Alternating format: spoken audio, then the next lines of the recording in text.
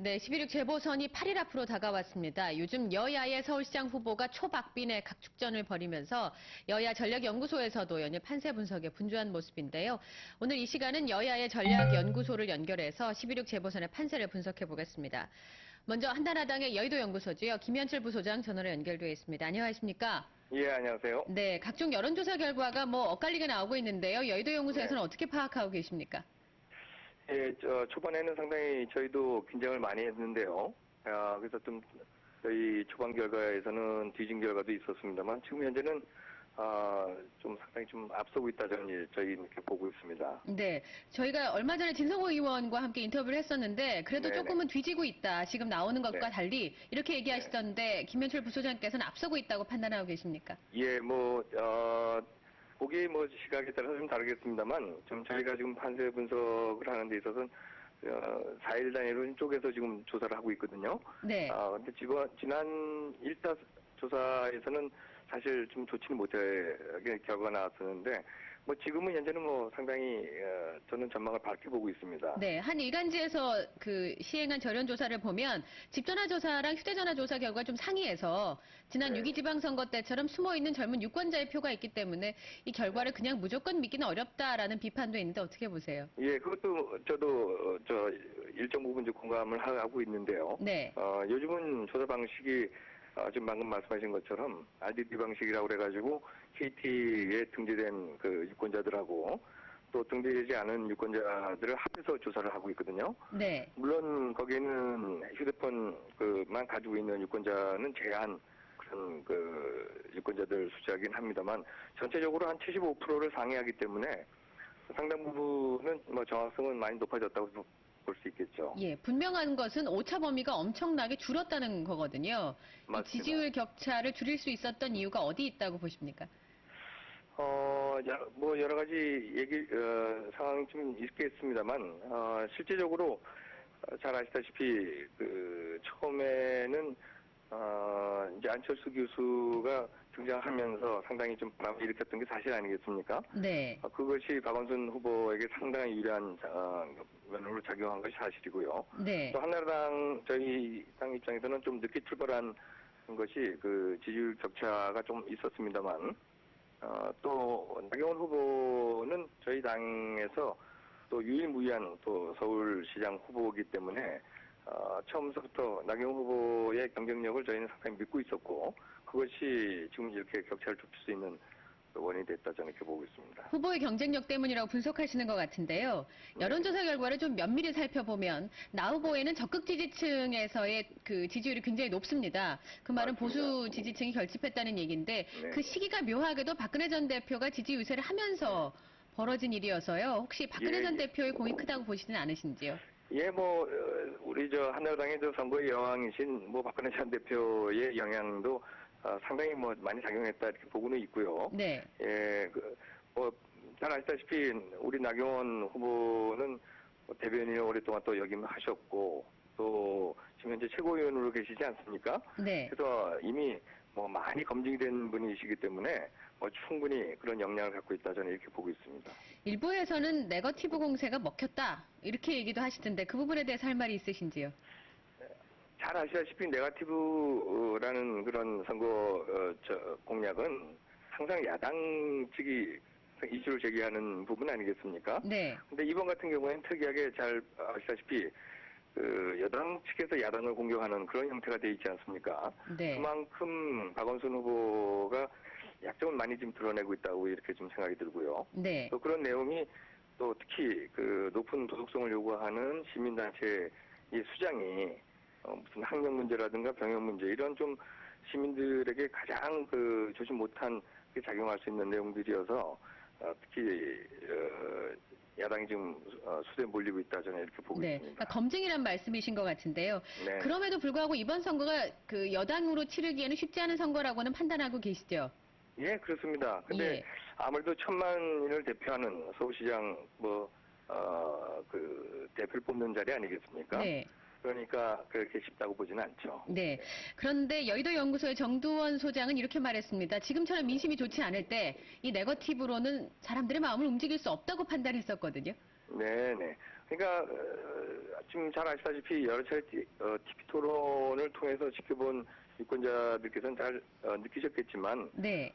역시 이제 인물 면에서나 정책 면에서 아무래도 크게 두 가지 형태로 저희가 보고 있지 않겠습니까? 네. 그런데 그런 면에서 모두 점수를 우리 나경원 후보에게 좀 더 호환 점수를 주고 있다 이렇게 저희가 평가를 하고 있기 때문에 뭐 그런 면에서 네거티브 공세라기보다는 인물 검증의 형태다 이렇게 뭐 저희는 판단하고 있습니다. 네. 아까 제가 적극 지지층에서 지지율이 굉장히 높다. 나 후보의 장점 중에 하나가 그것이다. 이렇게 말씀을 드렸었는데요. 그 말을 반대로 얘기하면 이제 더 이상은 끌어올 지지층이 모자란다. 이런 뜻 아닐까요? 정점이라는 분석으로 해볼 수 있지 않습니까?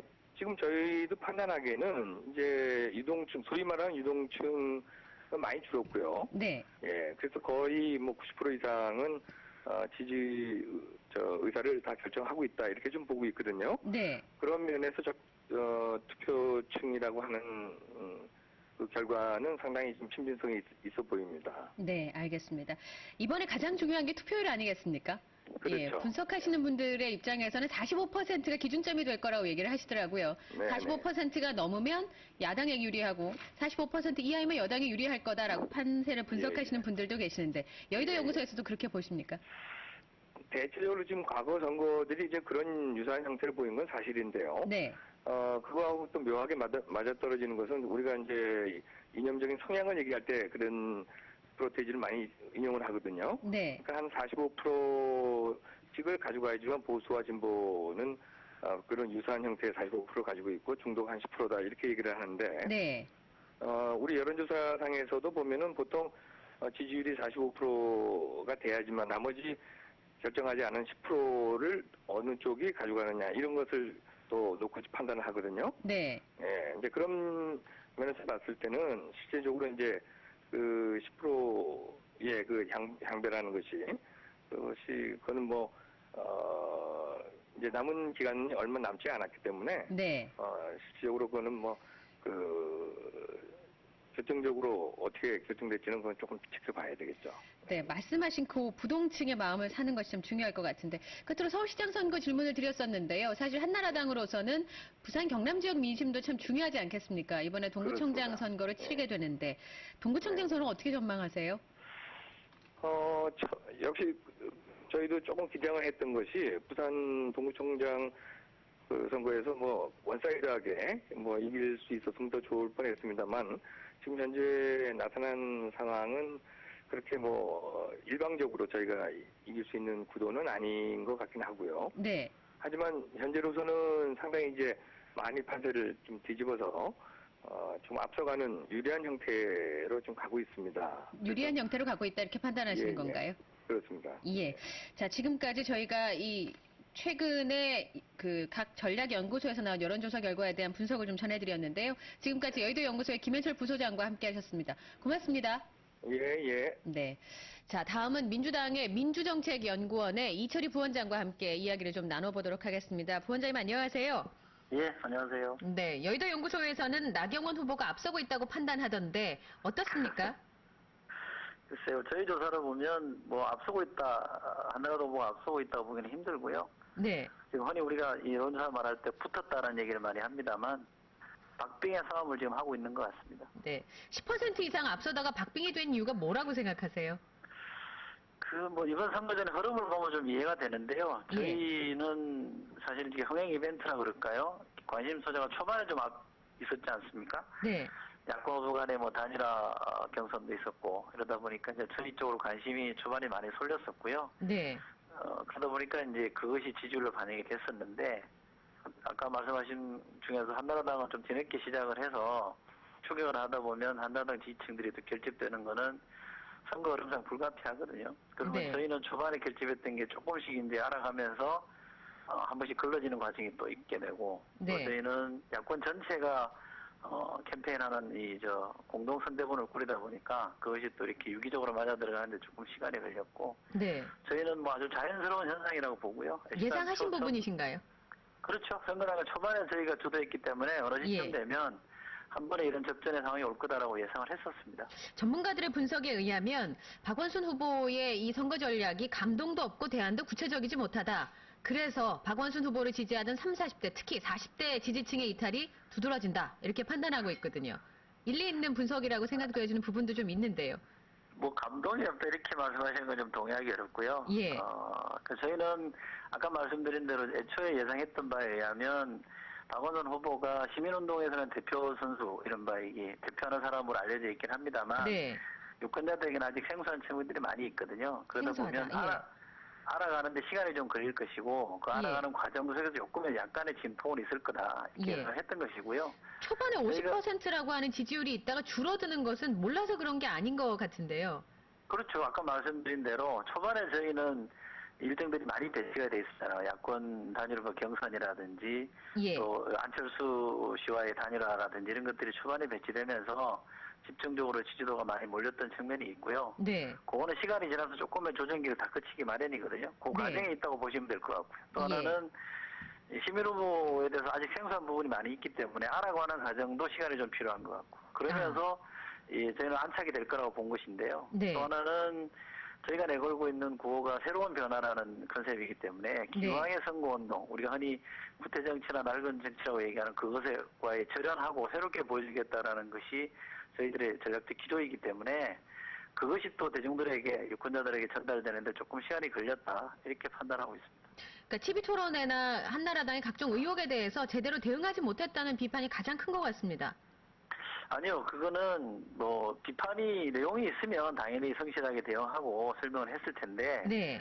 저희로서는 대체로 의혹을 제기하는 수준이고 네. 이른바 저희 보기엔 흑색선전, 심지어 막말도 막 하는 막말 정치지 않습니까? 그래서 일체 대응할 필요를 못 느꼈고요. 네. 또 그것 때문에 국민들이나 유권자가 움직였다 이렇게 보지는 않습니다. 이런 부분은 어떻습니까? 손학규 민주당 대표 이렇게 분석을 했습니다. 민주당의 전통적인 지지층이 아직 흔쾌히 마음을 열고 따라오지 못했다. 그러니까 전통 지지층을 끌어안지 못했다는 그런 분석인 것 같은데요. 그 대표께서 하신 말씀은 정서적으로 민주당 후보가 없다 보니까 정서적으로 좀 일치화시키는데 시간이 좀 걸린다 이렇게 말씀하신 것이고요. 네. 저희가 여론조사를 해보면 민주당 지지층이 박원순 후보로 한 90% 가까이 결집을 하고 있습니다. 그래서 그거는 정서적 측면에서 말씀하시는 것이지 실제로 지지 의사를 표명하는 데 있어서는 그렇지 않다는 말씀을 드리고 싶습니다. 네. 전략을 좀 수정한 거 아닌가, 뭐 참을 만큼 참았다 이런 워딩도 나오던데요.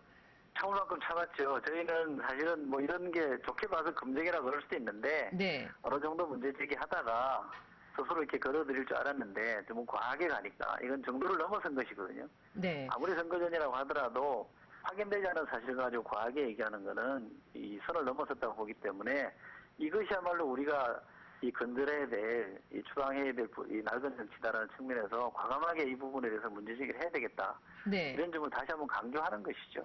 지금 추세가 바뀌고 있기 때문에 한 정치평론가의 조언에 따르면 지금쯤이면 추세를 변화시킬 무언가가 필요한데 그 요인이 안철수 원장이 아닐까라고 분석하시더라고요. 네. 젊은 층의 표심을 다시 끌어올 수 있는 방법이라고 판단하시던데 어떻게 생각하세요? 보기에 따라서 그럴 수 있죠. 사실은 안철수라는 분과 박원순 후보가 뭐 경쟁을 안 했습니다만 두 분이 같은 자리에서 단일화하는 과정을 거쳤지 않습니까? 그렇게 네. 보면 이번 선거에서는 일심동체라고 볼 수도 있는 거죠. 그러나 네. 후보께서 말씀하셨다시피 선거 어려우니까 나와달라 이렇게 말씀하실 수 있는 상황은 아니고요. 네. 또 안철수 원장의 뜻이 이번 선거에서 잘 관철되도록 하기 위해서 필요하다면 나오실 수 있다 이렇게 보고요. 네. 그러나 근본적으로는 박원순이라는 후보가 국민들에게 소구하고 그 가치와 정책을 보여주는 데 집중하는 게 맞다 이렇게 생각합니다. 투표를 어떻게 보십니까? 45%를 기준선으로 보던데 여론조사를 전공하셨으니까요. 이번에 얼마로 예상을 하시는지 그리고 45% 정도 되면 유리하다고 판단하시는지요? 뭐 저도 대체로 그런 정도로 보고 있는데요. 네. 최근에 그 현 정부 들어선 이후에는 20, 30대 투표율이 올라가고 있기 때문에 과거의 재보선보다는 투표율이 좀 올라갈 겁니다. 그런 점에서 보면 투표율이 올라간다는 건 다시 말해서 20, 30대가 투표장으로 많이 나온다는 거거든요. 네. 그런 점에서 보면 저는 한 45% 지금 말씀하신 대로 그 선을 넘어가면 저희들이 유리하다 이렇게 보고 있습니다. 네. 끝으로 동구청장 선거 어떻게 보십니까? 김현철 부소장은 생각보다는 괜찮다고 판단하는 것 같은데요. 저희도 생각보다 괜찮은데요. 아, 네. 부산 경남 지역이 사실상 이른바 현 정권과의 좀 이렇게 위반했다 그러죠. 민심 네. 위반이 원체 일찍 시작됐고 광범위하기 때문에 저희가 좋은 후보만 내면 해볼 수 있다. 이런 판단을 진작에 하고 있었는데 네. 마침 좋은 후보가 저희들이 냈기 때문에 좋은 승부를 펼치고 있다 이렇게 생각합니다. 네. 오늘 말씀 여기까지 듣겠습니다.